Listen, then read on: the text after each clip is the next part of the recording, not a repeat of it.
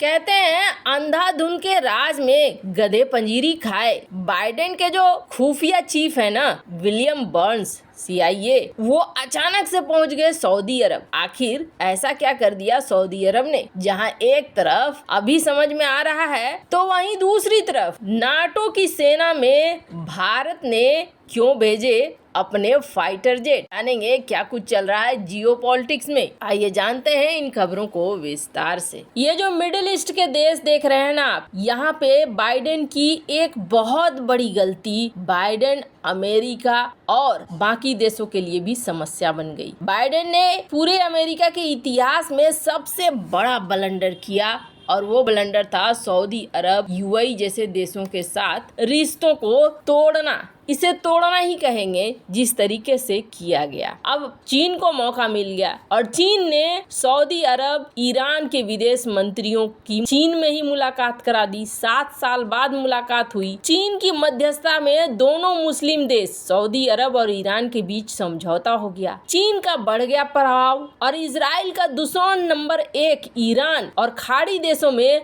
America के सबसे बड़े सहयोगी सऊदी अरब के बीच अब चाइना आ गया। और चाइना जैसे जैसे अपना प्रभाव बढ़ा रहा है ना, तब बाइडेन प्रशासन टेंशन में आ रहा है, तब उसकी नींद खुल रही है। और इसी सब के बीच में अचानक से अमेरिकी खुफिया एजेंसी CIA के चीफ रियाद पहुंच जाते हैं, यानी कि सऊदी अरब पहुंच जाते हैं। सऊदी प्रिंस को सामने बिठाते हैं और बहुत सारी बातें कहते हैं। वॉल स्ट्रीट जर्नल की रिपोर्ट है जिसके अनुसार सऊदी अरब और ईरान दोनों अब दोस्ती में इतना आगे बढ़ चुके हैं कि एक तो उड़ान सेवा शुरू कर दी, इसके अलावे सरकारी और प्राइवेट सेक्टर के बीच यात्रा की शुरुआत कर दी। इसके अलावे दोनों देश अपने दूतावास को भी खोलने में सहमत हो गए। इसके अलावे सीरिया से भी बात कर रहा है सऊदी अरब। यहाँ तक कि कहा जा रहा है हुती विद्रोहियों से भी बातचीत कर रहा है, और वो हुती विद्रोही जो यमन के एक बड़े हिस्से पर कब्जा कर चुके हैं और सऊदी सेना उनसे कई साल से जंग लड़ रही है, उनसे भी बातचीत कर रहा है। अब एक तो ईरान, दूसरा सीरिया, दोनों से संबंध अच्छे कर रहा है सऊदी अरब।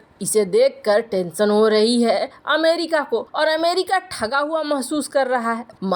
माने अमेरिका को लग रहा है कि ये जंग बंद क्यों हुई और हमने ईरान के ऊपर प्रतिबंध लगाए, ईरान ने अमेरिका और इजराइल के खिलाफ मोर्चा खोल कर रखा है, इतने समय तक हमने तुम्हें बचा कर रखा, लेकिन अब तुम आपस में ही सुलह कर रहे हो और 2023 तक दोनों पक्ष सीज फायर को बढ़ाने के लिए भी तैयार हो गए हो। आपको बता दें, अब CIA चीफ को और अमेरिका को ऐसा लग रहा है जैसे उनकी नीतियों में कुछ गड़बड़ हो गई है और इस गड़बड़ का फायदा उठा लिया है चाइना ने। ये बात तो बिल्कुल सही है। कहते हैं अतिशय रगड़ करे जो कोई, अनल प्रकट चंदन से हुई। वही चीज हुआ है यहाँ पर। बाइडेन की मनमानी ने ही अमेरिका को डुबोना शुरू कर दिया है। खैर, CIA चीफ और सऊदी अरब के प्रिंस के बीच में क्या बातचीत हुई, आगे क्या होगा, ये तो समय बताएगा। फिलहाल तो दोस्ती के पटरी पे चढ़ चुका है सऊदी अरब, और ऐसे में वापस आना इतना आसान नहीं होने वाला है।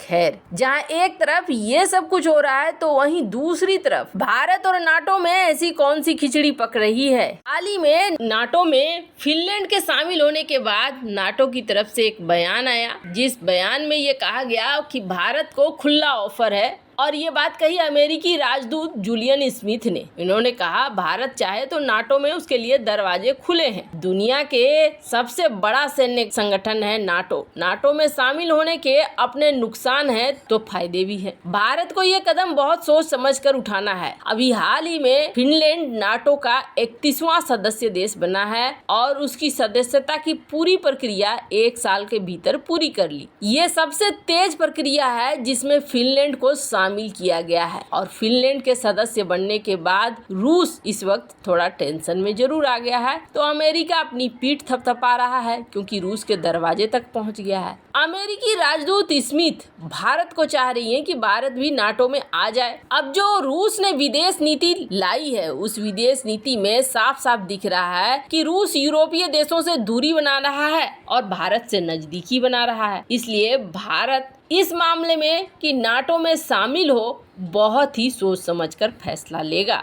वैसे आपको बता दें ये पहली बार नहीं है जब नाटो ने कहा हो कि हमारे पास आ जाओ। भारत को 2011 में भी इसी तरीके का ऑफर मिला था। अभी जिस तरीके से जूलियन स्मिथ ने गेंद भारत के पाले में डाल दी, उस समय थे अमेरिकी प्रतिनिधि इवो डाडलर। इन्होंने भी भारत और नाटो के बीच गर्मजोशी वाले रिश्ते को जरूरी बताया था। तब अफगानिस्तान के हालात को देखते हुए अमेरिका चाहता था कि भारत के साथ उसकी रणनीतिक रिश्ते और मजबूत हो जाए। हालांकि भारत ने न तो अफगानिस्तान में अपनी सेना भेजी थी और न ही नाटो की सदस्यता ली थी। उस समय भारत के साथ संपर्क बढ़ाने की इच्छा ने ही डाडलर से ये बयान दिलवा दिया था कि नाटो और भारत करीब आए, ये महत्वपूर्ण है। हालांकि ये पूरी तरीके से भारत पर निर्भर है कि वो नाटो के साथ रिश्ते चाहता है या नहीं चाहता है। अब भारत की अपनी एक स्वतंत्र विदेश नीति है। इसमें खास करके ये कहा गया है कि वो किसी सैन्य संगठन का सहयोगी नहीं बनेगा।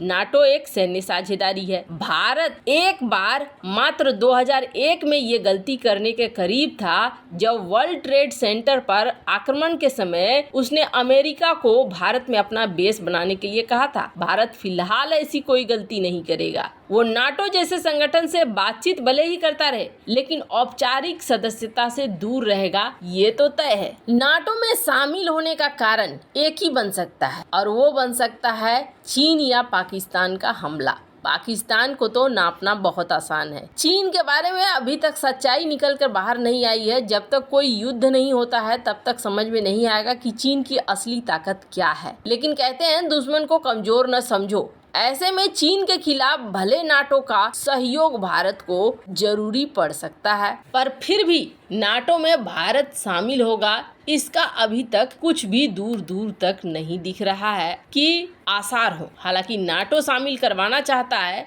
ये भी तय है। पर इन सब के बीच में अचानक से भारत की तरफ से डिसाइड किया गया है कि भारत के राफेल जेट पहुंचेंगे फ्रांस, और फ्रांस में जहां नाटो का युद्धाभ्यास हो रहा है। वैसे तो नाटो और नाटो के अलावे कई ऐसे देश हैं, मल्टी कंट्री हैं, जो यहाँ पर कर रहे हैं युद्धाभ्यास। स्क्रीन पर आप देख सकते हैं आर्टिकल, और इसी युद्धाभ्यास में राफेल को भी भेजा जा रहा है। ओरियन 23 इस नाम से ये युद्धाभ्यास हो रहा है, जो कहा तो जा रहा है कि कई पर्पस से हो रहा है। फ्यूचर में अगर किसी तरीके का युद्ध होता है तो कैसे नाटो की सेना तैयार रहेगी, इन सारी चीजों के लिए ये युद्धाभ्यास हो रहे हैं। कहा जा रहा है कि 19,000 सेना इसमें भाग लेगी। फ्रांस में होगा ये, और इस युद्धाभ्यास में जमीन, सागर, हवा, साइबर स्पेस, हर तरह का युद्धाभ्यास होगा। खैर, अब इस युद्धाभ्यास में भारत अपने फाइटर जेट भेज रहा है, तो युद्धाभ्यास से